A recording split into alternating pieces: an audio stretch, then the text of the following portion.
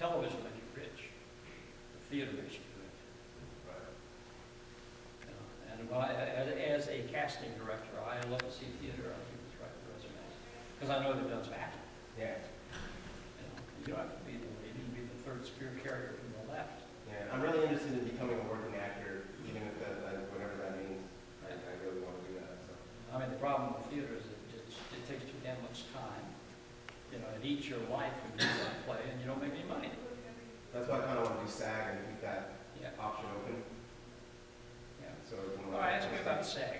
I've been in SAG for 30-something years, been on the board until I stepped down this last time. He was supposed to step into my spot, but it wasn't well enough. No, see, now you're doing all the right stuff. We'll get you in the next elections, because you're getting on committees, doing things. You know, and people tend to vote for people that they know. You know, and why not? You know, I did. Sure. You know, we'll be the president of SAG tomorrow. We haven't already met her. She's too cool, lady. Get in here. People doing dragging your asses in here late. Oh yeah, he's on frickin' Mexican time. It's Ray Taco here. No, tostada, I'm sorry. Burrito. How about you? I'm the other burrito taco. Raven tostada. Who are you? Raven tostada. Hey, you know what? I've heard it all, man. How you doing? Pleasure meeting you. Charlie, Raven tostada. Thank you. You never work today. That's the great thing about the business, though. I mean, you can be drop dead, you know, just gorgeous, like well, you can be so butt ugly that you make a hermit run from back to the cave, and there's something for you. I can remember the guy. How many of you saw a ghost? You know that guy on the subway down there? Yeah. Vince. Vincent Chiarello or Chiarello? Vincent. Chiarelli, maybe? No, he was married to Alice Beasley, who was no regular duty. But that guy, he was a millionaire. You know, I wish I had that man. It was also One Flew Over the Cuckoo's Nest. Yep. I mean, he was a terrific actor, but he had just this unique, you know, wasn't very pretty, but Not a lot of doubles out there. no, this unique look, and that's, you know, that's what it is. We're talking about rejection. You know, people say, how do you stand the rejection? I've never been rejected. I've not been right for the role. I've been not what they were looking for, but that's not rejection. You know, not what I'm looking for. You know, you guys would probably go in to audition for the same roles. Why would I pick one over the other? I don't know. I need more of a gangster look or something. He's got a ponytail and all that. You're equally good actors, but he just looks more like what I want today. I need a cop. You got the cop with you. It's not about whether your ability. It's not about you as a human being. It's nothing about that. You know, and I'll tell you one of the things as a casting director that I got people coming that I really like them. I love them as a person. You know, but they God, I wish I had something for them, but I don't. They just don't fit. They don't fit the breakdown that day. You know, so it's never about you. See, an audition is a job. Okay, and you have to look at it as a job. And you go in and you do the best job that you are capable of that day. And there's days that I'm more capable than others. You know? But if you're going to go to any kind of job, you have to do some things. You got to be prepared. You know, you got to do a little research on what your job is about. And people come in, hey there, girl. All right. They have to be standing out there. I didn't know you were here yet. Well, get in here. Go right there. Get in here. Thanks for all the Facebook love. You know, and this young lady right here, when I first met her, she was about 2 of what she is.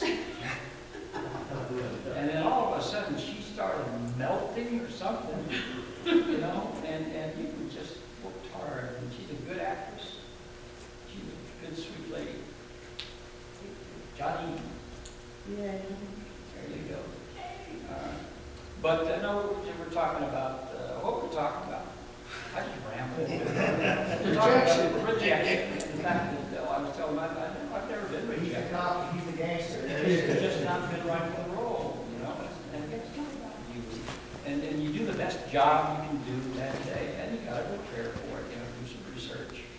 Now, if you were gonna apply to go work for some company, you'd wanna know what they did, what they were about, and what kind of people were there, or whatever. It's the same thing with a role. What is this guy about? What's this person about? You know, most people go in and they try to get the words right. That's all they're worried about. Oh my God, I missed a line. I missed a line. They don't care. You know, comedy's got to be kind of on because there's a rhythm to the writing and all that. But for most roles, if you paraphrase a bit, I don't care. You know, because see, I'm not looking, when I'm casting, I'm not looking for an actor. I'm not. I'm looking for a character.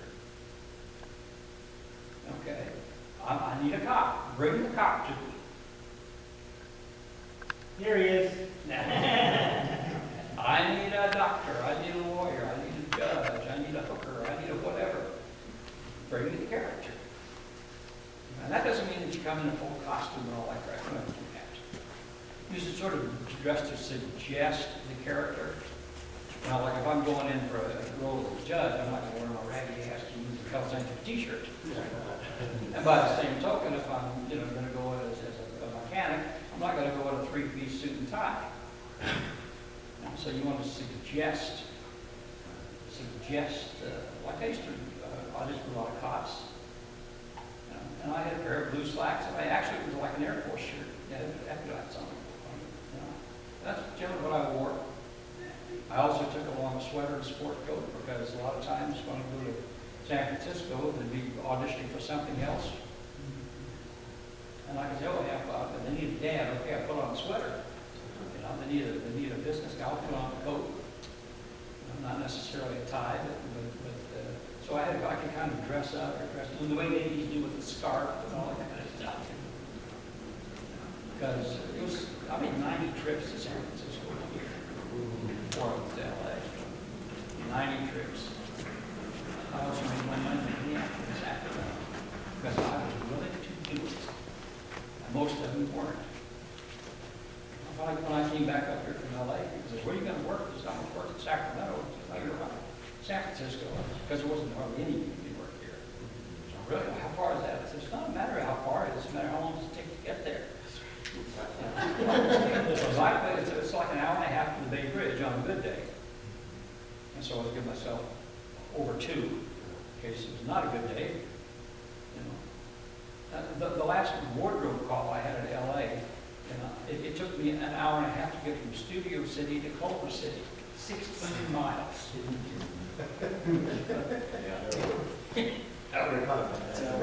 use a 405 parking lot? Yeah. Bumper stickers, I survived the 405.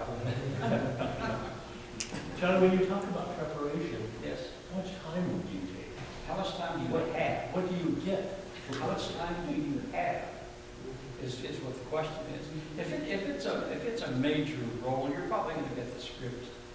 You know, what you're going to do is get a couple of representative pages, and then, you know, if they get serious about you, then you get to see the whole script. SAG rules say that you should be able to go into the casting office or the production office and see a full script 24 hours in advance. Okay.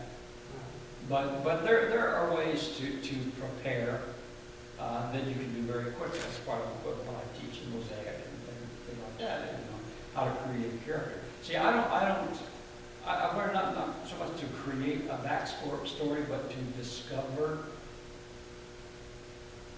a backstory. And there's ways that you do that subjectively, where you don't really, you don't know who's coming through that door, you know, but it becomes a part of your character. An exercise I do. First of all, you have to assume your character. Okay. And then I get you to relax. I go back and I have a 5-year-old come through the door and say something to you. That's the 5-year-old you. And then a 10-year-old does the same thing, and a 15-year-old, and a 20-year-old. You go on up to a character's age. And they say something. But that gives you a memory of a 5-year-old you. And then when you're acting and when you're auditioning, that stuff, it just sits in your subconscious. You don't reach back and think, oh yeah, this, that, or the other happened. It just sits in your subconscious, and it will affect the way you do things. Because one thing I'm always looking for is, if the acting shows you're doing it wrong. That's the best advice about acting. Never let it show. How do you not let it show? You have to be yourself. Saying somebody else's words in a funny costume on another planet in a different century. Be yourself. See, because I don't care what you say, I care how you feel about what you're saying. And human emotions are human emotions. Cave dwellers got angry and scared and horny and frustrated and whatever, And I'll tell you what, if you're doing Star Wars, characters get angry and horny and frustrated and scared and whatever. It doesn't matter. They just do it in a different way. We have different social customs, mores, and things like that. But the emotions are the emotions. The mosaic, what are you taking the mosaics out of it? It's a two-pillared system. One thing is the Whalen recording technique, which is the best rehearsal technique in the world. Easiest, most fun. I mean, you instantly develop relationships. It's just so much fun. It's so easy. The other part is the thing called emotionology. Emotions are the actors, where colors are painters. But we never have a way to take this internal abstract thing and work with it in a sort of concrete world out here. Anybody can scream at the top of their lungs for 3 minutes and call it anger. Okay? In the mosaic book, there's 27 synonyms for anger. So you might see there's 27 shades of that color. And none of you probably have ever been angry. No, I'm Irish.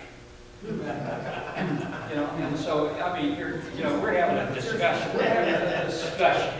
That's all it is, a discussion. And our voices are getting pretty loud, and I'm getting turned over red and facing mad. And then I said, well, I'm an adult. Wait a minute, I'm an adult. And so I settle down, I calm myself down. I'm still annoyed as hell. But and then he gives me that freaking look or says that thing, and it goes to rage. But it's still the same situation, it's the same conversation, And the way that I talk about it is, which is more interesting to watch, this or this?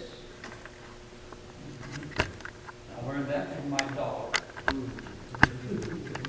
I had this dog named Stage Door. Did you ever read Stage Door? I think so, yeah. The stage was this big old black that we found standing in the middle of the street on a rainy night in front of the Stage Door Comedy Playhouse. Holliday said, stop the car, get the dog, and see what you think. Opened the door, this dog bailed into the car, went over and laid on her like this. He says, we are not keeping the dog. We have a dog, we are not keeping this dog. Took the dog home, and we put up the signs, did the pet finders, all that stuff, And see, if you name the dog, he's yours. So he was just the Stage Door dog. This dog was really smart. It took him about a day to start answering to the Stage Door dog. So that became his name, Stage Door. And we had him for 15 years almost. We're never going to keep. Oh, you want to keep it? But he was strong as a bull. His favorite toy was a 16-pound bowling ball. He went through 2 in his lifetime. He broke the first one. Wow. My patio all chipped up out there. That's from him pushing that damn ball around. Loved that thing. So he's big and strong. So I took him to obedience training. But we missed come. That was the day we were at, so it was come. And this dog would do just about anything. He did Shakespeare. He was a wonderful dog. But he would not necessarily come when I called him unless he kind of felt like it. And we had a squirrel that used to come down this telephone pole in my backyard and talk to him, tease him. And he'd bark at the squirrel, and the squirrel would bark at him. Well, I'm a good neighbor. My dog's barking. I take him inside. So I said, come on, Stage. And he's barking at the damn squirrel. Come on, buddy. Well, one day, I don't know why, but I just kind of hit a little bit around the corner. On the patio door, So then he goes back to barking. Looks again, he barks, still won't come. But I just put my hand outside the patio door where all I could see was this. I started doing this.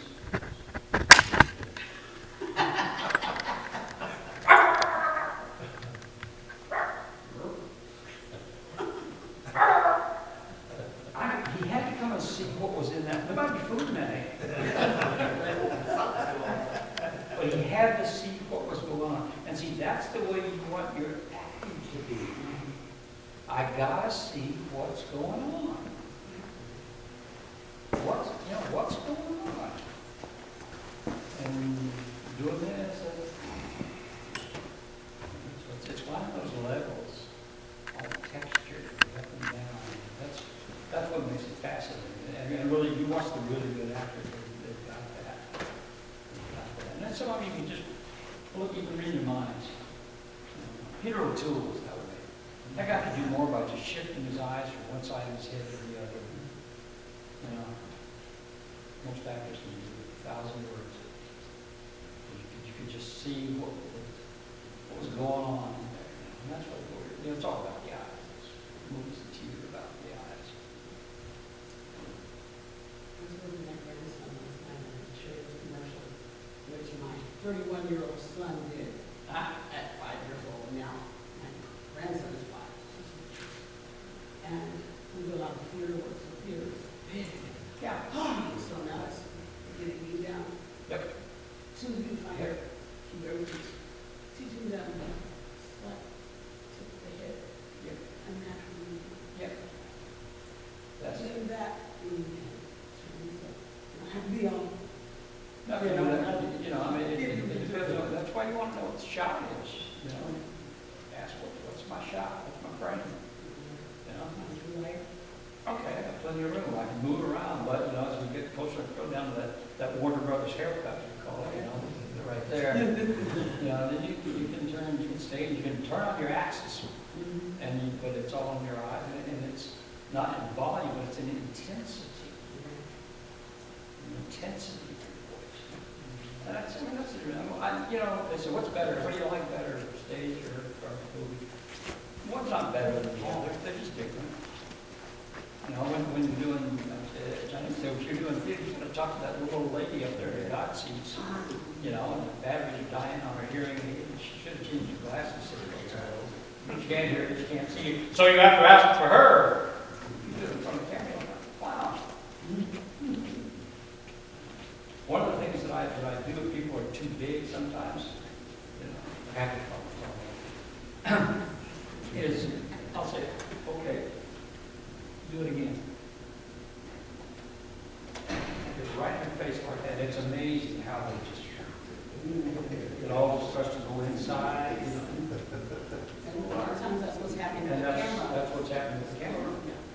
It may be over where that one is, but the right lens, I get a pore of your skin. Pupil of your eye. You see my good come out of the pupil of the eye. So when you give people acting instruction, do you tailor it to film or is it kind of general application kind of stuff? Both. It depends. Because you can apply, you just have to know what size to make it. As I said, if you're the big wide shotter on the stage, then you've got all of this. What happens is as the camera gets closer, you have to start compressing that energy. You don't lose it. A lot of people go flat when they get the close-up. But you don't want to lose it. You just start putting it in a smaller and smaller and smaller box. And it's the same energy, but it's just in this little box right here. It's the same energy. So it has to go inside. It comes out through your eye and the intensity of your voice, not in volume or in gestures or whatever. And stage, different thing. You got to act for the room. Well, that detail is what's missing from the theater, is the eyes, the intensity. So you have to project out. Yeah, what I tell people is when you do a play, things have, it's like the same thing with commercials. Things have to be a little more important. I don't say make it bigger, just make it more important. Make it more important. Because when you do things, but I say it's got to be more important than that. But make it bigger is not a great direction. Problem with most directors, and hopefully I'm not that way, some of you have been directed by me. I don't really tell you what to do. I think it's far better to pull things out of you than to try to put things into you. Much better to direct the questions. What if? What if? And a lot of, especially new directors, they try to direct us with adjectives. Like, get angrier. What the hell does that mean? Figure Marky's the kind of guy that the louder he gets, the quieter he gets. So, you do a rare at it, and I say, no, get angrier. Well, first of all, he immediately goes into his head. How angry am I supposed to be? Am I being angry enough, or now am I being too angry? So all of a sudden you get into your head. You know, which is his method is very much in your head. It's all egocentric. You know, I'm not a big method fan. You know, so, but, and he gets into the head. But if I can direct him with action verbs, you know, not with adjectives, but like, okay, what if images is a great thing. You know, you're going through your sock drawer and you just found a picture of him bumping uglies with your wife. I don't need to tell you to be angry, outraged, jealous. I don't need to tell you. And if you have that image, things happen. You know, directing with facts. Well, I taught directing for a number of years at the Catholic University. I had 6 tools. You know, one was images, ideas. You know, you have to know what the scene is about. A lot of times people come in, especially when you're auditioning and you've got your 2 pages, you don't really know what the movie's about or what the scene's about yet. And that's why you ask questions. Yeah, your paycheck. That's your motivation. Yeah, I got to motivate. I'm motivated. Commercials are not artistically satisfying. But boy, I'll tell you what, once you're a big star, where else can you work one day and make 15, 20 grand? I'm really, really fortunate. I've done 36 national commercials. And that's what's supported me for 50 years in business. Well, that's commercials. I haven't done one in too long. Yeah, we should do one. Yeah, we should. But you know, I'm kind of moving more to directing than acting now, which I'm still. You ever play someone who was like completely not you, so the challenge of acting is larger? How much of you do you actually try to bring to that? Well, Uta Hagen's my acting goddess. In fact, I'm doing a class right now on her 10 objective act. I do it once a year. I do a class based on her.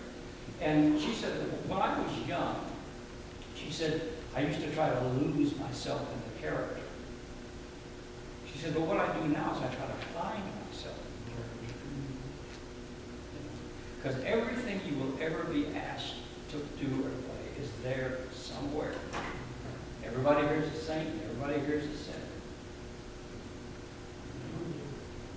And what one human has done, the other human is capable of.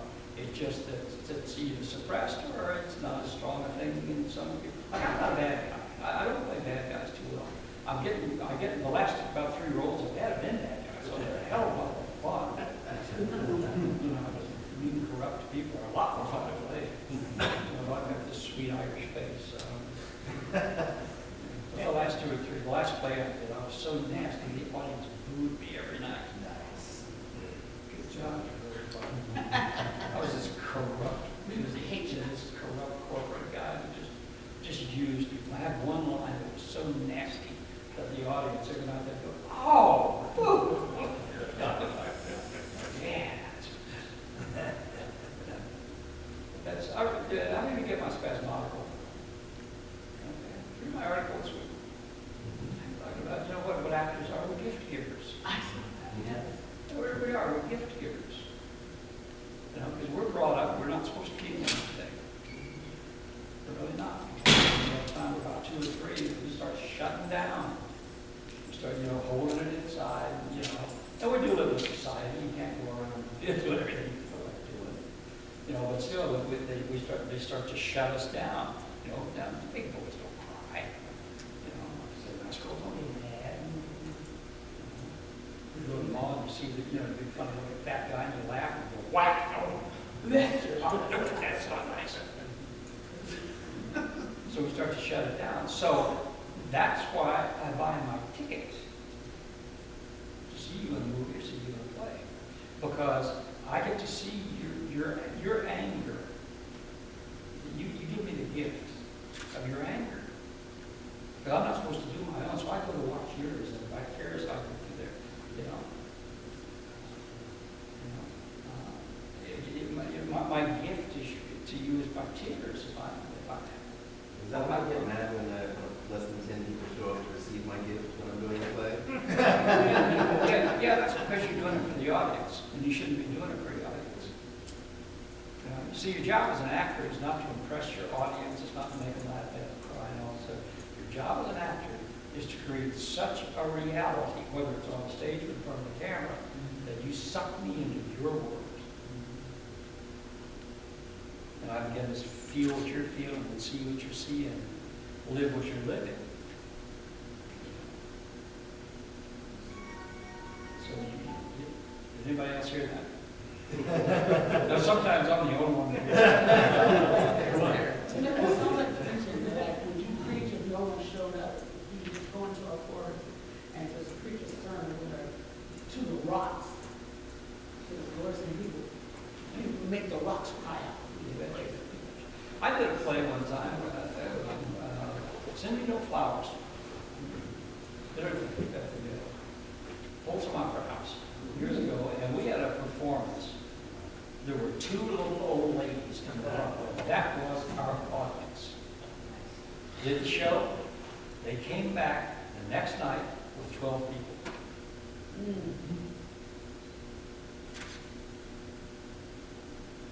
Because we just said, hey, it's going to be a great rehearsal.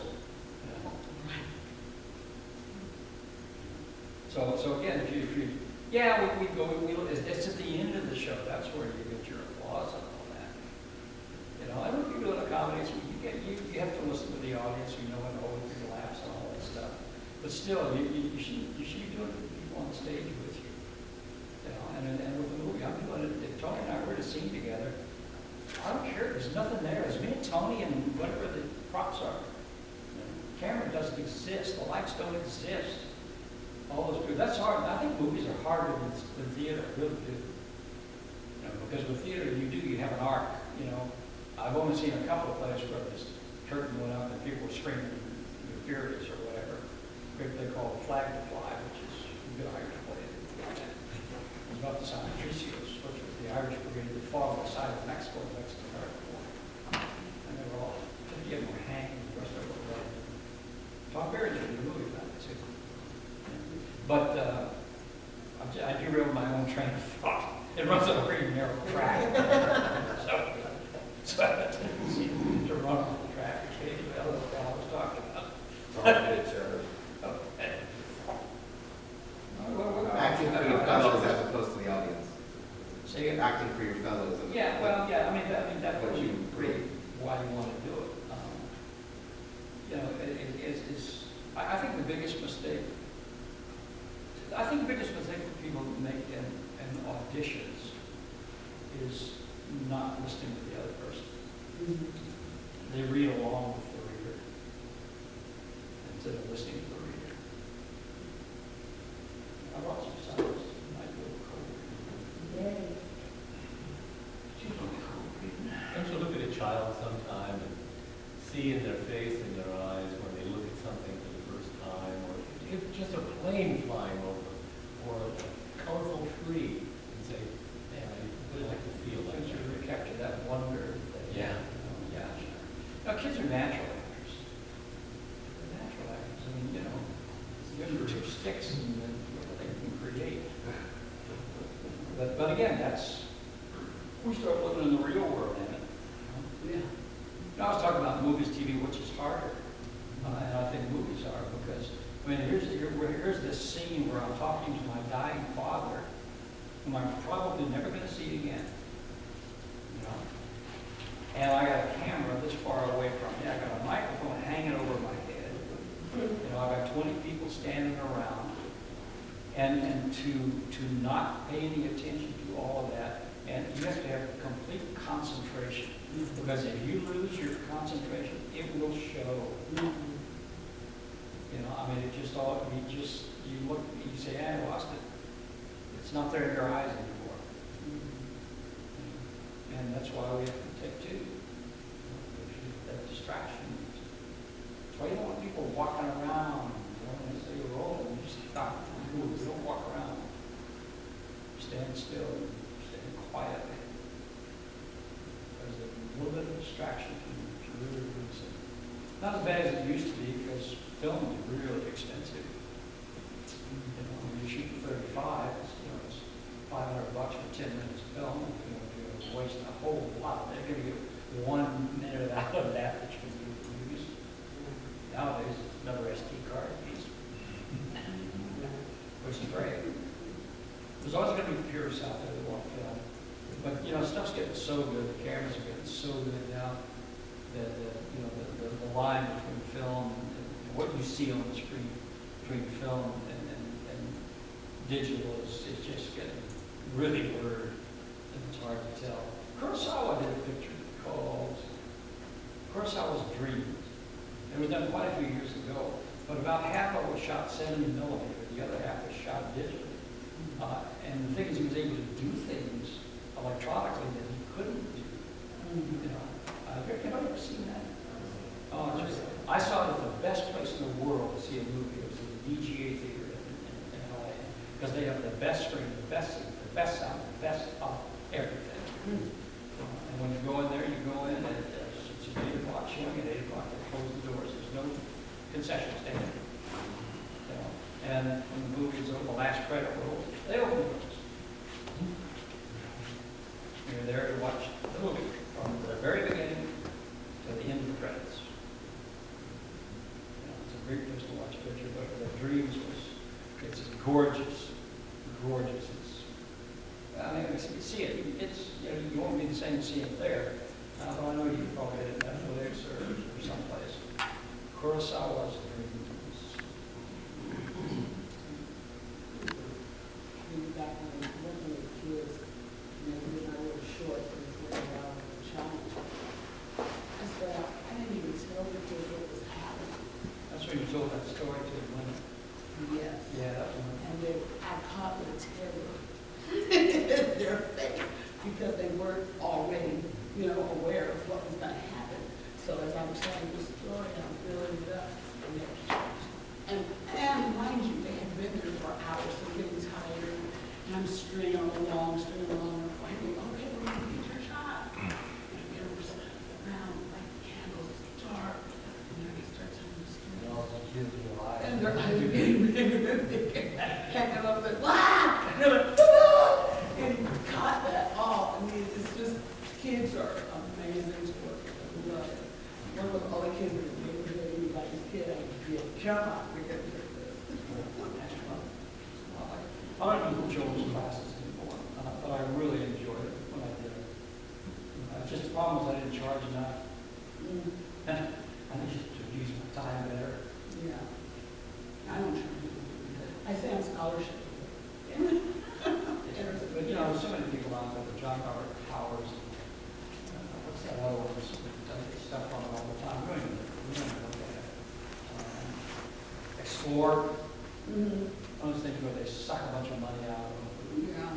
Worthless pictures, crap, waste your money. It's not the way the business works. I'll tell you what, I never have yet gone to a mall to solicit an actor.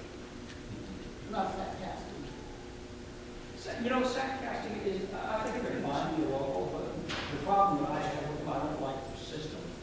I guess maybe they've changed, because I talked to Brian about it several times. For example, you go to Media Casting Group's website, if you're a director, you can go in, call up whatever category of acting, I'm looking for African American women from 25 to 30. Or with a certain height, whether union, non-union, certain parameters. And the pictures come up. And I can see that picture. I can look at them. I actually can look at their resume and all that stuff. I can't contact them because it doesn't have the contact information on there. But then I'll look and I'll say, yeah, I like this face, and I like this face, and I like this face. And then if I'm a director over there, I say these are the folks I like. Then I contact Media Casting Group. I say, okay, these are the people I'd like to see, and at that point I get the contact. Oh, Whereas I can't do that. And I've also had a couple of not too good experiences with them. Well, example, I was casting a thing for Deontay, which is always great fun and a horrible nightmare. I love the man. Whoever the Deontay was, is going to take an old white guy and cast him as a deaf drummer in a black church band. The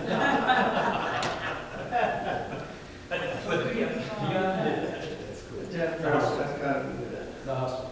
Yeah, it was funny. I'm a SAG runner. I made a set business with Charles too.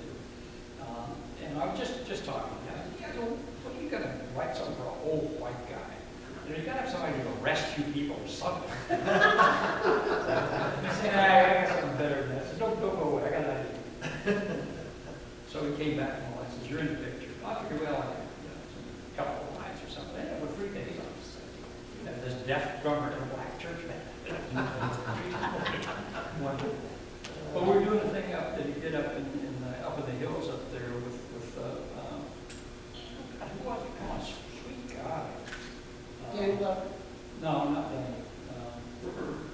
Jamie Foxx? No. It'll come to me in a minute. The picture was called The Blacks. Meet the Blacks. Meet the Blacks. Meet the Blacks. And I've got a picture of you. I'll show you the picture. But anyway, Roxy, this gal came and says, we need an actor here. Latino, certain age, certain category, and all that. And I'm up there, I said, good. When do you need it? Today? Well, I'm up here in the damn hills on location, My database and all that, of course, is down in Rancho Cordova. So I got a couple of people in mind, but I'll tell you what, Sat Cassidy just popped up. So I called him, I said, I need some people. He said, okay. He gave me 3 folks. So I'll send them out, brought them up. One of them couldn't act for shit. One of them didn't look anything like I needed, and the other one just wasn't right. Just wasn't right for the role. So I got 3 people, and he stood around waiting for it, and none of them were even close to what I needed. I finally, I called Rafi and Rafi came out and did it, and did a very good job. That's what God was. I think I must join him. I'd already cast him for something earlier. He's a good guy. But that was kind of my experience. Not all the people are that good. And that's okay. Everybody starts somewhere. We're not looking for Academy Award winners. Everybody starts somewhere. But I sometimes don't get enough information. And I look at the new people a chance too. And I like to try to go against the type. Like in the world up here, it calls for a probably middle-aged Caucasian. But I talked to one and said, I want to rewrite that role. I want to rename that role. A little more diversity because I want to call in an East Indian boy. I got a guy that I really for the role. They said, yeah, sure. Hey, we're looking for diversity. So remember, sometimes we do go against type. The best example in the world is the Fonz. If you read the character description for the Fonz, he was a great, big, bruising biker guy, big guy. And him really understand that he had time to torment, but he did the best audition in the world. Have big attitude. They're a big person now. Now, he was supposed to come in and they have stuff that when we comb his hair, do that, this thing's a big, strong guy. Butler comes in, stands, takes out his comb, he goes, hey, and walked out. There was. Yes. Perfect, quite took a lot of guts to do that. A lot of courage. Actors have to be brave sometimes. He was severely dyslexic and probably didn't need to. Probably so. about the dyslexic, agnostic, insomniac? Lies awake at night wondering if there really is a dog. That's good. I wish I thought that. It's vegetable that way. So you want to say again? What for? I feel that, like I said, I'm trying to be a working actor, and it seems like that might be the best course to take in terms of making that happen in a long-term kind of way. Maybe in a short-term kind of way, it might not be wise. I know you have some Yep. recommendations about that. I feel like maybe it might be a wee bit too early for me, and I might need some more instruction. Well, you know, the thing about it, I'll say this, you will never do a national commercial. You will never do a network television show. You will never do a major movie unless you belong in the union. But you just won't. They don't tap right anymore? Well, they do, but I would say never, because everybody, you know, nowadays with the new media stuff, we tapped already a ton of people. You know, a whole lot of people saying eligible, but do you want to join yet? Because it's a two-edged sword. Right, but you can't be nominated. That's right. Once you join the union, you can't do your buddy's short film. You can't do that unless they go with a SAG contract. We have tons of SAG contracts to make it really easy. It seems like becoming, correct me if I'm wrong here, but it seems like the word on the street is becoming an equity stage actor. That's a much more difficult sort of drawn out process. Well, yeah, it is. And see, I've always thought, hi there. I've always thought, I mean, we've talked about it, and at the first convention, they said that within a year, they're going to have a new entry method. And it was sad, because they came up, they had that 3 voucher crap, which was corrupt. So, well, the thing of working 3 days on the union, as a union extra, made you SAG eligible. And I'll tell you what, going back to 1 3 times and not looking at the camera doesn't make you an actor. You know, and guess who always got the vouchers? You know, the nephew of the producer got one. The little girl who would spend some quality time with the first AD would get one. You know, it was very corrupt system. Tony, did I read your stat article right when you talked about SAG and membership? You said once you're eligible, there's basically a time clock and you have No. time to join? No, once you're tapped Charlie, they don't expire. They don't expire. It sounds kind of scary. No, I mean, you can, like, Don Black finally got his SAG card. He had 2 vouchers for God knows how many years. Finally got his 3rd one. He joined immediately. But you don't have to once you join. And the thing is, Taft-Hartley was 1947. What it says is that you can work for as long as 30 days on a SAG, in a union shop without joining the union. Okay, if you're there on the 31st day, you must tender your initiation fee in the first, dues. Okay, and you get to do that 1 time in your lifetime in that union's jurisdiction. You know, they talk about 3 Taft-Hartleys. Well, they're each vouchers are kind of like a third of the Taft-Hartley.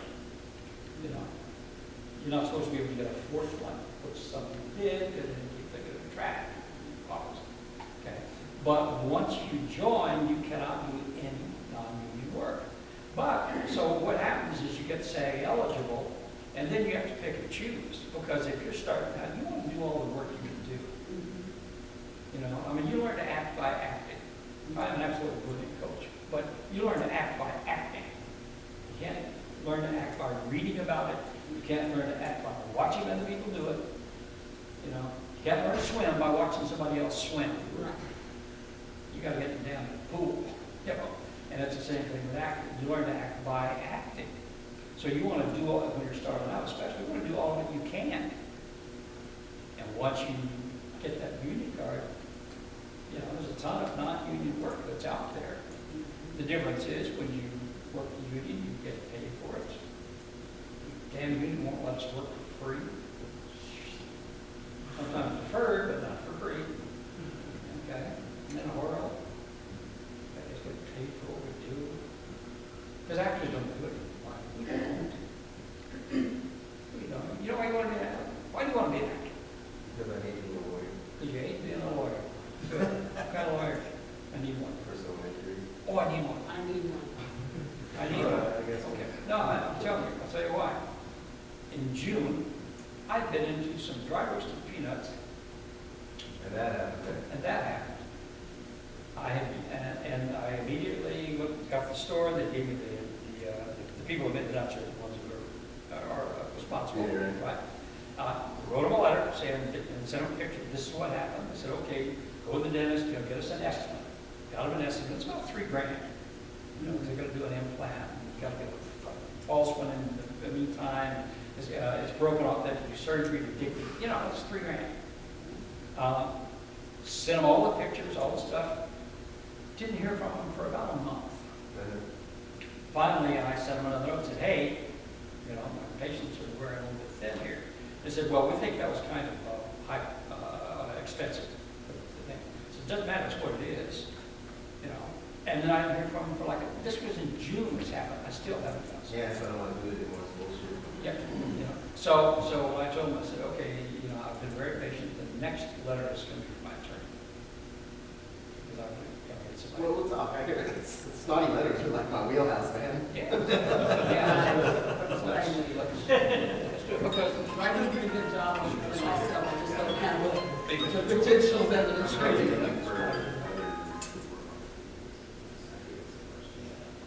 hello, I hear you. I'm in the middle of a workshop. Two. Okay. I'll talk to you later after. Oh, sure. There we go. Did I understand that there's a difference in membership between Northern and Southern California? Good question. Difference in membership between Northern and Southern California. The dues, or the initiation fee is $3,000. Southern California. Okay. Up here it's $1,600. And by the way, SAG will finance it through the credit union. Ends up at $150 a month or something like that. Maybe like 2 years or whatever it is. Can you work sad while you're? Yeah, sure can. So can you do, if it's 1,600 here, can you still work in LA with it? You go to LA, you got a big difference. Start working out there. And that's what happened to me. I joined originally out of San Francisco. But when I moved to LA, I had to come up with the difference. And whatever happened? Which in those days was not $3,000. Right. It was a lot less. And so was the daily rate in those days, it was about $40. Now it's $850, something like that. When I was going back and forth, it was like, early 90s, I think I was going back and forth to San Francisco, I mean, I could do it in an hour. Yeah. Doing my makeup off. I'm there, catapult, whatever, get there, I'm doing this. They said if you get Taft Hartley so many times, I think it was 4 times, the fifth agency that Taft Hartley or production, whatever, that Taft Hartley pays for your SAG. That's bullshit. That's what they were telling me. That's nonsense. Yeah. There are those, I mean, if a producer, production really wants you, they'll pay your SAG, they'll pay your initiation sometimes. Yeah. Can you talk a little bit about, so recently I came across where there's a production going on that was outside of the SAG jurisdiction. I didn't understand that. I didn't understand that either, because we have a thing that's called Global Rule 1. Yeah. You cannot work anywhere on the planet Earth without a SAG contract. Right. And I don't know where they came up with that one. That's a Tony Stanley's thing. We should have in there. I had the same question. I asked our friend down at the SAG office. And what that refers to is Global Rule 1 is in regards principal work. But background work has a zone. Yeah, They have zones for SAG, for background work. right. So if they're outside of a quote-unquote SAG zone, Yeah, then they production can- can then set they the can- rates. Then they can use non-union. But if you're a union, you can't work as a non-union. Right, you still work as union, but they don't pay you necessarily the Right. union rate. So it has to be union production. It has to be union, yeah. Yeah, but like right now, it's 25, in Sacramento, we are a SAG extra zone. It's 25-mile radius from 50 and Sunrise. Because when Dion did his first picture, Dwight Love Street, I saved him not money. He was down at Hood, that place that you're gonna build down there. And it was, as the crow flies, it was in zone. So he was gonna have to use all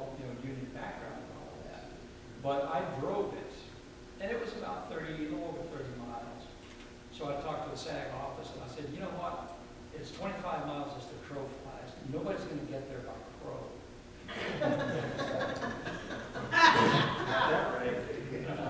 Like literally, that's the rule.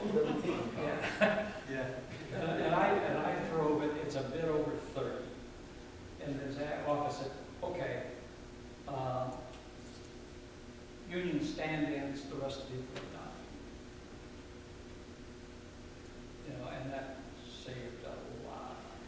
Do you know why they went to this zone thing on background charting? Was it because of the old SEG union, or do you know why? Like, to me, it should be just global rule 1. It doesn't matter whether it's principal or background. It should be, we should get paid for what we do, you know, the rates. Why does it matter for background if you're outside of 25 miles? I mean, I don't really know. You know, and I don't think it has anything to do with SAG. SAG there used to be a unit, SAG, Screen Extras deal. I just don't belong to all of it. I belong to all of it. I belong to 4 different unions. But what had happened was that there were 6 producers signed to the SAG contract. 6. And the next negotiations, there were going to be 0. Because it's important, folks, but background, extra work is not acting. It's an activity. It's really important to a picture. But I can take anybody off the street and I can make them a perfect extra in about 5 minutes. And I have done it. You know, when we used to, the mentalists used to come out, and we cast them, we provided all the background for that. And I needed 40 one day, and I had 2 people flake on me. Okay, so we're a couple of people short. We're on the Capitol grounds. 2 girls are walking down the sidewalk. Went up to one of the guys and said, "Can we be in the movie?" And the guy said, "I don't know, ask them."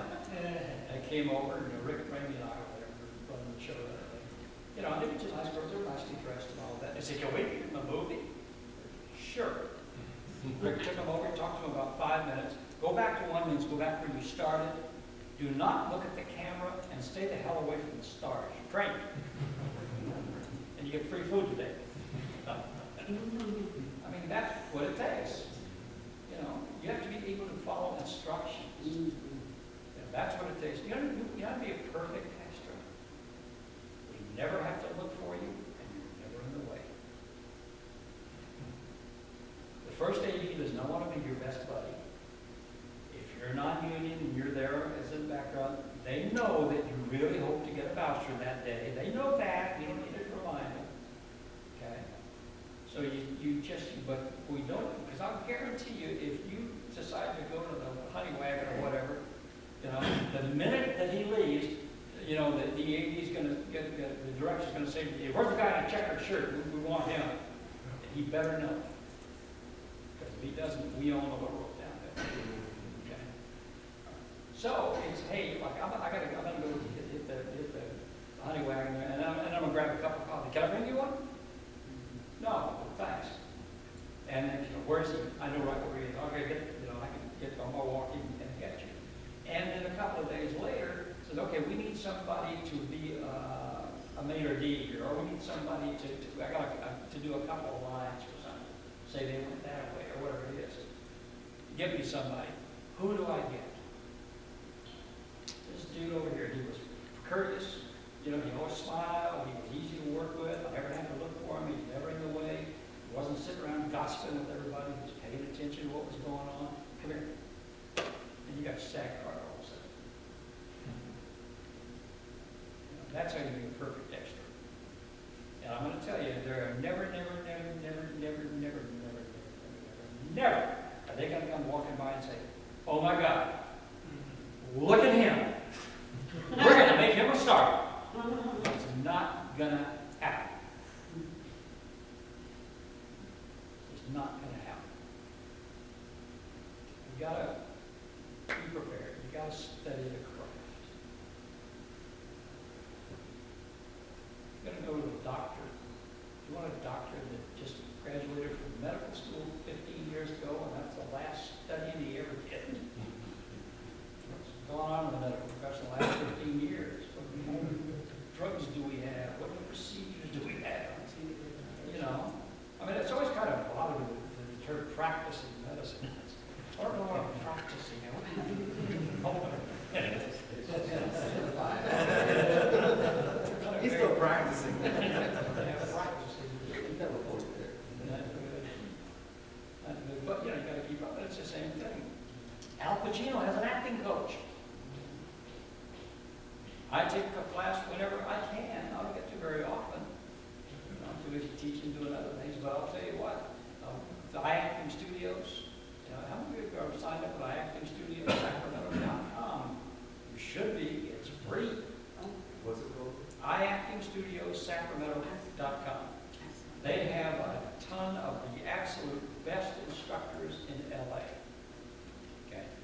it's internet, it's online. Sometimes we do interactive. You took some of those, right? You with Megan and Chuck? Yeah. I think great. Yeah, they're great people. It's great people. And it's like having them in the classroom with you. You know, we do it via internet. They're in LA, we're here, but you're Scott David. Scott David, nothing, you know. Kevin Lines, does all that stuff. We have a lot of, you know, and they have a lot of great casting directors. They also have guys like Richard Side, who is amazing. I'm trying so hard to get a class with him. Richard is really got an interesting thing.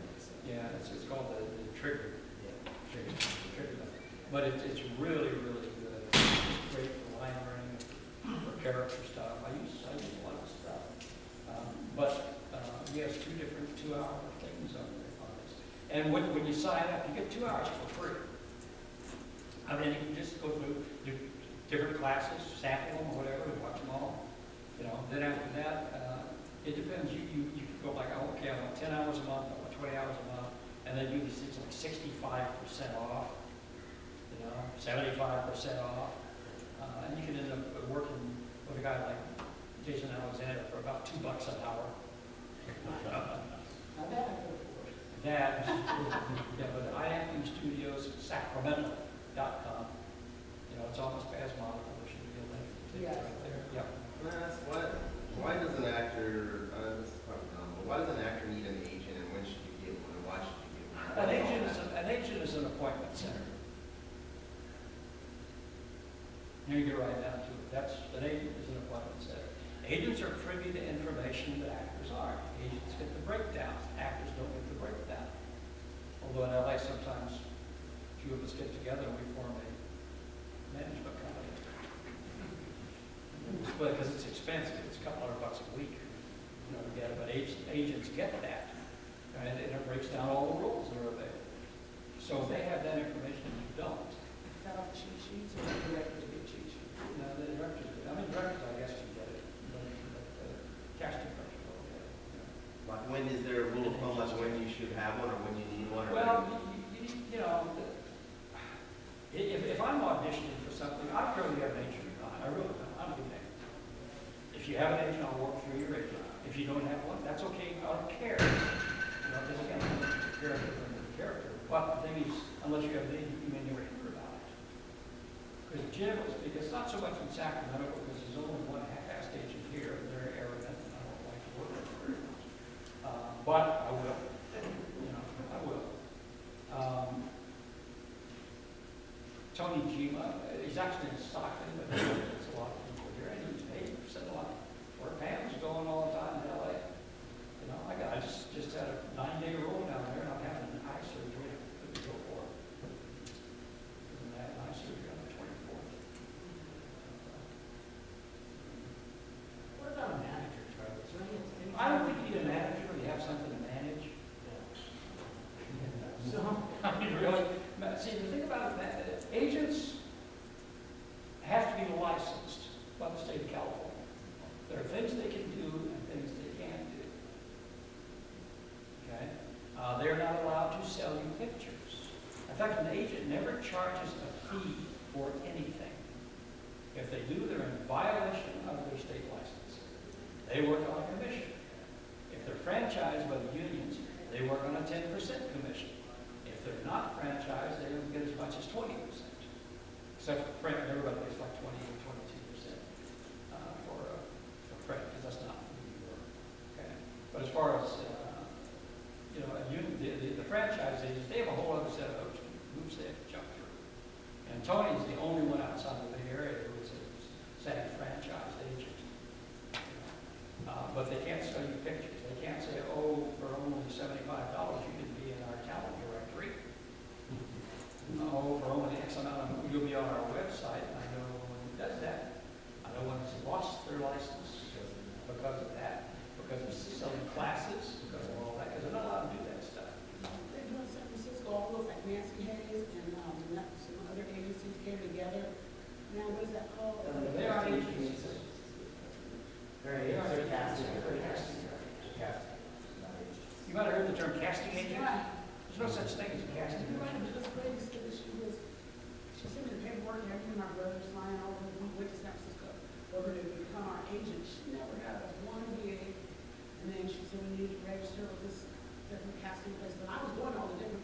Now they're all a conglomerate now, out of San Francisco. You know, like Nancy Hayes, Sarcastic, bugging up.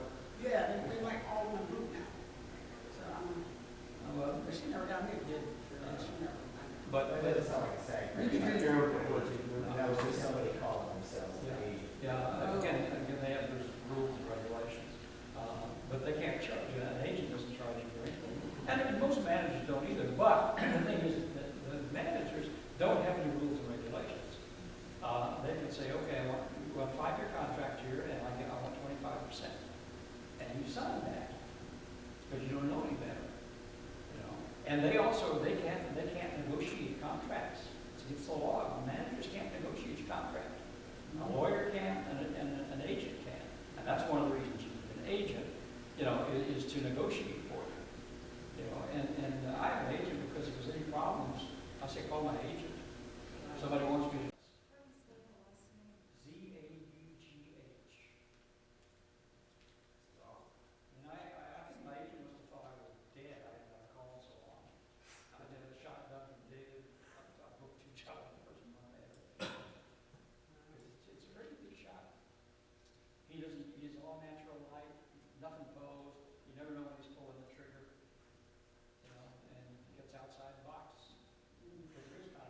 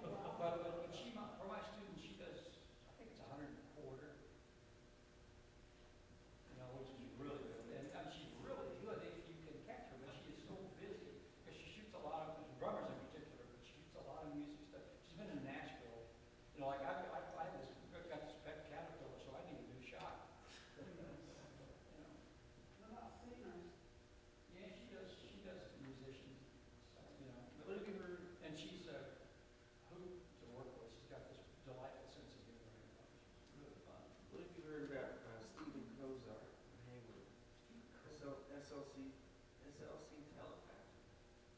Steve and Lauren Crozet. Oh, yeah, I've heard of them. Don't know them. Don't know anything about them. What was the last name? Tima, Los Tima, T-E-M-A. And really, really good. Okay, and here's a good example. He's got his right in perfect order. You know, there you go, his name. Union. Oh, it's a picture, that's cool. You can do that.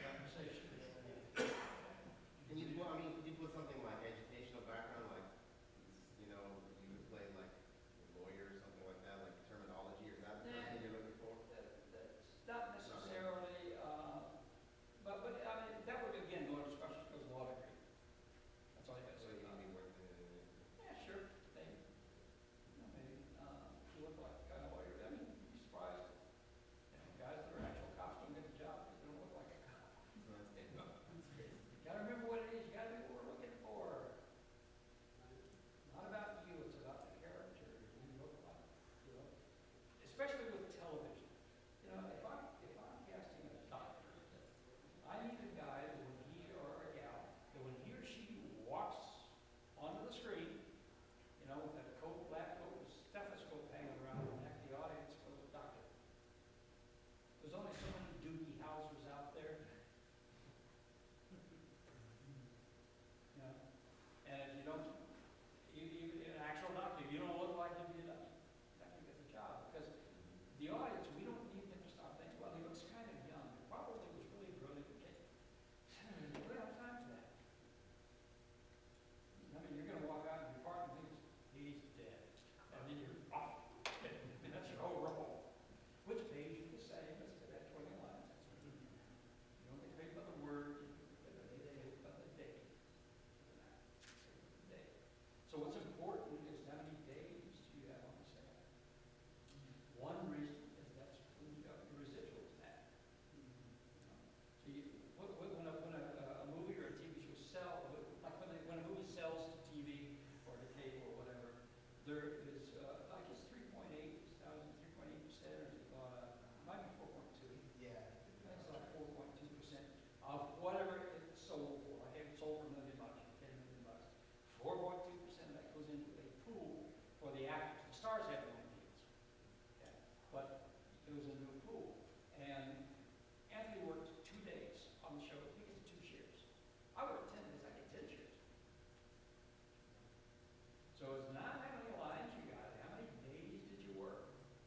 Is that you know? Like I had a week's contract on a kindergarten cop, I still get pretty good stuff on that, you know.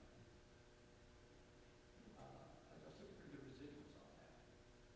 I had a 3-day contract, I think it was, on a Christmas card. I still got a decent check on that still. You know. And they decrease over the years. I have a check hanging on my studio wall for 1 cent. It's for a movie that I did. It's 20-something years ago. I have another one that for 2 cents. It actually was free with the pending taxes. Oh, man. That puts you in the same bracket, man. 33 to 30%. Oh, well, see, they tax you, by the way, you know, when you're working union contracts, they take taxes out. But they tax you, let's say that you're making $1,000 a day. They tax you as if you were making $365,000 a year. And you may only work 1 day, and you may not work again for another 3 months, too. You know, so by the time the taxes come out and the agent commission comes out, you get about a little over half usually. I got a residual check yesterday, and it was a great big one. It was like $85 after taxes and all that. Before taxes, it was about $150, and I never got $85 of that. You know, because so what you do is you claim like 13 dependent rooms. I mean, you get it back at the end of the year, hopefully. You know, you still get nice. And those things add up. I mean, you know, I'm not working much anymore. There's not really a lot of stuff for parts. You know, so I don't work all that much anymore. But all those little checks, the ones that are 2 and 3 and 4 cents, and $20 and $100, and what's it, $500 now and then whatever. You know, by the end of the year, that's $3,000, $4,000, $5,000, which is kind of cool. The work that I did in 1982 or something. You know, so it's the nice thing about an acting, you get paid for what you do, but then you get paid for how it's used. And that's why we have a union. And I don't care if anybody not union out here that's got a job, if you have any kind of benefits, you work a 40-hour week. Every time an insurance plan or retirement or whatever, you know why you have that? You have that because some union person died to get it. They gave their life to get that. You ever have a chance to see the play, The Kentucky Cycle? It's two-night play. Go see it. It's about really the organization. It goes way back before that of the mine workers. You know, and it's a hell of a play. Great play. Home run? Huh? You said mine workers. Not like mine workers. No. What I meant was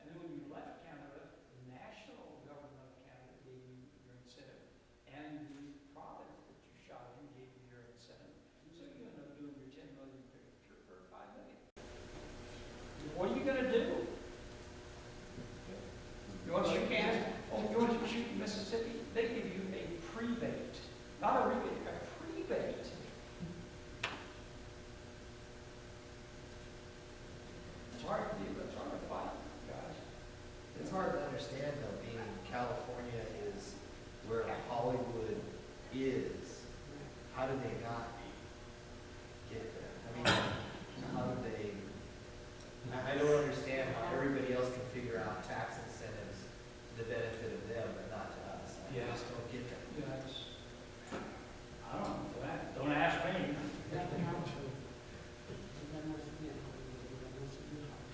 Yeah, and I'll tell you, they'd rather shoot in California, they really have, because it costs a lot of money to take a crew and all that stuff in Georgia or where the hell ever. No wonder Wesley Snipes doesn't pay his taxes. Well, he's out now. He's got that new role. He's out. Oh, he's later. He got his own allowance. Yeah. Yeah, well, you know, actors are not necessarily good at business, I mean, that's what we have in actors and agencies, attorneys and stuff, you know, because we're babies. Actors are the largest children. We just want to be products, want to make them happy, that's all. You know, actors, I love, that's a good thing to make you happy. You know, I mean, try to get your accountant to set fire to yourself and jump off a building. Right. Oh, you need another take? Sure. I'm okay, didn't hurt. I'm good. I'm glad you brought this. Well, I do.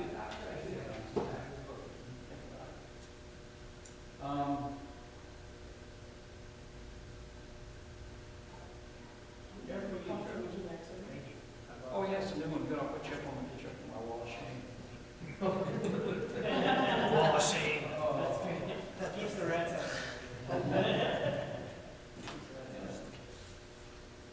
David's off. Go on, Jeff. So I was gonna ask about having it printed on that. Don't print it on the back of it. I mean, you can, but even if you print it on the back, staple, or this one's glued, I just use a glue stick.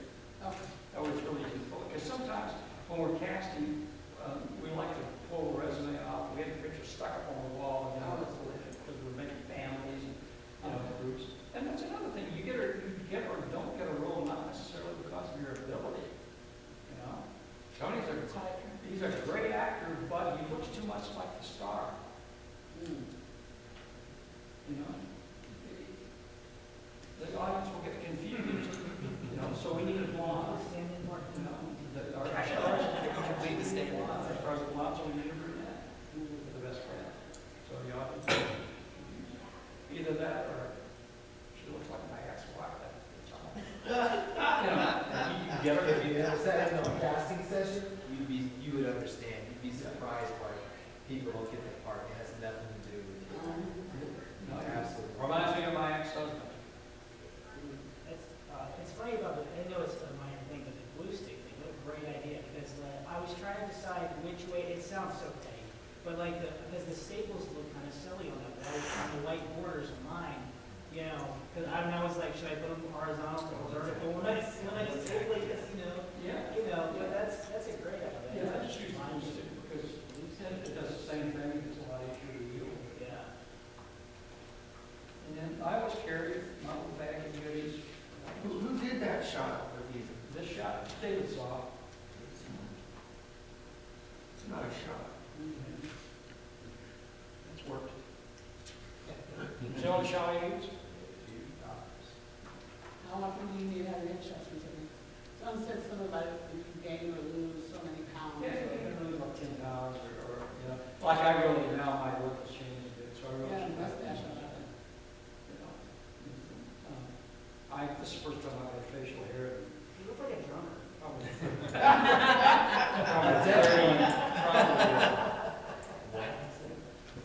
The last gig I did, I had a Jeff drummer at home. Last month, on the third, I had a Jeff drummer. I did. And, Jeff neighbors. So they drum by vibration. yeah, but it's kind of hard for them to see my punches. When I hit that, I don't want to hit it. Hey! Sean, did I give you a headshot? Yeah. Are you collecting them for the web series? Is We're there a team? going to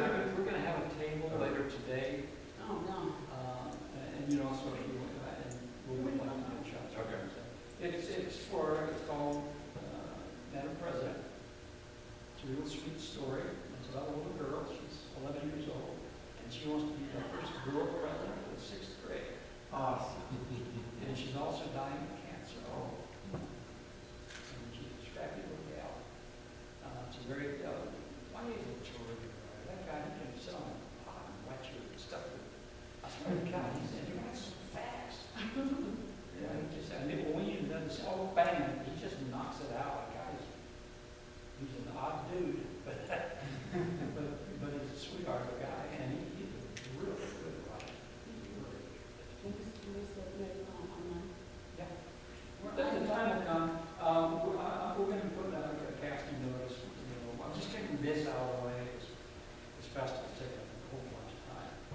But we actually will be holding auditions next Wednesday and Thursday. And we'll also be doing, first submissions are always online. Send us the headshot resume. When you are submitting, by the way, always put your phone number in the body of the email. Okay? And read the damn notices. Because people, I'm very specific how we want to submit it. And if people don't do it, if we're getting a lot of submissions, they just skip it. I'm trying to figure it out. Do it what they ask you to do. Headshot resume goes to a particular address. If your headshot is like 18 megs or some damn thing, shrink it down. There's a website called Easy Thumbnails. EasyThumbnail.com, I think. You can go there, it's free, and you upload your picture, and it'll come down with like a 50 kilobyte JPEG for you. And that's what we want. Those other big ones like that, they just take forever to download sometimes. And they just use too much bandwidth and all that. So nice little JPEGs. Most people's email program can do that too. Yeah. You just say send to, and then you attach the file, it will automatically shrink it. It just Yes. go in email. So it'll do it that way too. In Gmail will do that? I don't see that option on Gmail. Another thing too, the fact that almost everything is done on the internet now to begin with, has really changed what you want in the way of a headshot. It used to be when it was the old black and white days, like things like charcoals and things like that worked really well. Nowadays, the first thing we're going to see is that thumbnail. So the blue is really nice because of that. More than if that were a gray or a dark. Black and white is a really bad combination for headshots. Okay, really bad combination. But color is good. Because, I always tell people back away from my wall of shame in my studio and take a look, where do your eyes go? They go to the ones that have pink in them, that have turquoise in them, that have blues in them, that have color. That's the first place your eyes travel. And sometimes we're looking at a page full of these, the thing looks for all those pictures. Where does my eye go? We try to look at everything that comes through. Because I'm an actor, more than anything, I'm an actor. And I know just how hard it is. So, I've been way backwards. What about hair color? 'Cause I changed my hair. Don't talk to me about I it. changed my hair. And then when you're casting, does it, I'll tell you what. because I can look at somebody and say, okay, I can put her in a black hair if I want to have black hair. And she's wearing blonde hair right now. Yeah. That's not, you know what I'm saying? Your headshot should be what you look like most of the time. One time we hired this girl, she had, trying to recall, I believe she was a brunette. It might have been a blonde, either blonde or brunette, I don't recall exactly. But, brought her in, auditioned her, gave her the job. When she showed up to the set, she had cut her hair and changed the color.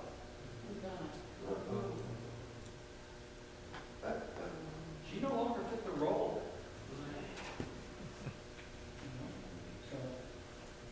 Something like that happened with me on the web series too, where I cut my hair just enough to where I had to comb it forward instead of backward. One day was like, what's different about you?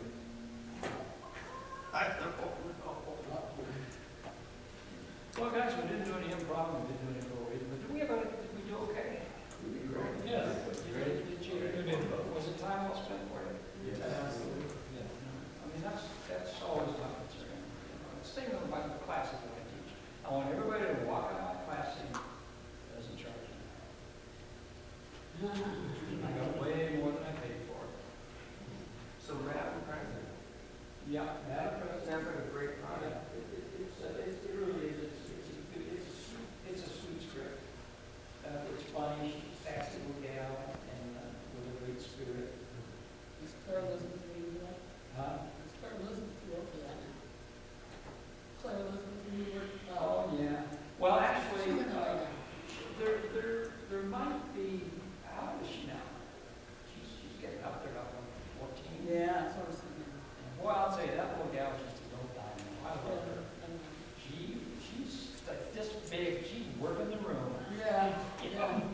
go to the mixers and things, and she'd always come up and give you a talk to me. And then I remember one time we did what she said, well, I gotta work the room now. She's got her little business started. What a teacher in her film. Oh, don't do it. There's this woman that calls me from Pakistan. I never take her call. She's a young gal, and she takes care of a bunch of orphans. And once in a while, I send her a few bucks. $50 is like 5,000 of theirs. And she always goes and then she buys food and stuff. She always takes pictures of the kids and all waiting and stuff. You know, very nice. But I don't ever want to talk to her about this. I never do that. She emails me twice a day at least. But it's nice to see all those little smiling faces go after her. You know, it's cool. Now she's got a guy that lives in their village there. He's lost both legs, and he scoots around on the ground trying to raise money. $250 to get him wheelchairs. I may do a little thing on that too. I don't have a whole bunch, but you know, damn side of off on that. Don't bring me up. And you can't have everybody. Unfortunately, it's like you can't catch everybody. The best damn thing I get to do is to call somebody and say, hey, you got the job. Yeah, that's the best thing to do. And the worst thing you have to do is like, hey, you know what? I got our numbers back. They wrote the roll out. And they changed the role. Especially with TV, it changes. You know, what was the grandfather on Monday? By Thursday afternoon, it's become the granddaughter. Constantly rewriting. It's just that doesn't always work on set. Okay. Guys, I'm really easy to get in touch with. I'm all over that. I do my best to answer all the emails that sent to me. If you're not getting my newsletter, I call it Spasmodical. It's supposed to be a periodical, but I just don't get to it every week, so it's Spasmodical. And the table for the headshots, It'll be around here someplace. I don't know. I'll be swinging by now.